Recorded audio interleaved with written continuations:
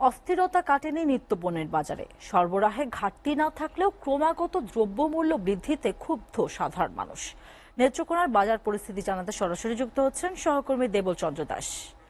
দেবল, নিত্যপণ্যের দাম নিয়ে কি বলছেন ক্রেতা বিক্রেতারা, এই বিষয়ে বিস্তারিত জানাবেন।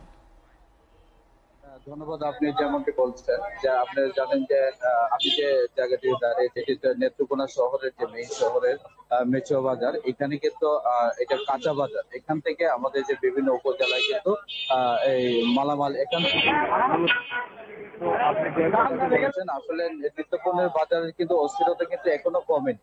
তবে আজকে কাঁচা মরিচের যে মূল্যটা সেটা কিছুটা অন্য দিনের চেয়ে কিছুটা কমেছে, 120 টাকা কেজি দরে বিক্রি হচ্ছে। তবে এছাড়াও যে অন্যান্য যে পণ্য রয়েছে যেমন আলু, পেঁয়াজ, এগুলার কিন্তু মূল্য কিন্তু আপনার কমে নাই এখন পর্যন্ত। আগে যে মূল্য বৃদ্ধি ছিল কিন্তু এখন কিন্তু সেই দামে কিন্তু তারা ক্রেতারা কিনতে হচ্ছে।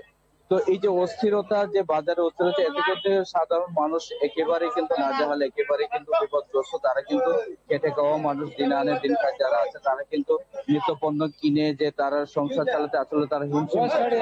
এখানে আমরা যে বাজার যে এই কমিটি রয়েছে আপনার, যে তাদের সাথে আমরা কথা বলেছি, তারা কিন্তু যেমনটি বলেছে যে যেভাবে মূল্য নির্ধারিত হয়ে আছে তারা কিন্তু সেইভাবে কিন্তু বিক্রি করতে বাধ্য হচ্ছে। এছাড়াও যে আপনার যে অন্যান্য যে নিত্যপণ্য কাঁচামাল রয়েছে এটি কিন্তু প্রতিদিন ওঠানামা করছে। তো এখানে আরেকটি লক্ষণের বিষয় যে প্রশাসনের পক্ষ থেকে কিন্তু এখন পর্যন্ত আমি যেমনটি জিজ্ঞাসা করেছি যে এখান থেকে বিষয়টা প্রশাসনের পক্ষ থেকে কোনো মনিটরিং এর ব্যবস্থা এবং কোনো যে বাজার নিয়ন্ত্রণে তারা কোনো প্রশাসনের কোনো আমরা দেখতে পাই। তো এই ছিল আমার কাছে সর্বশেষ পরিস্থিতি।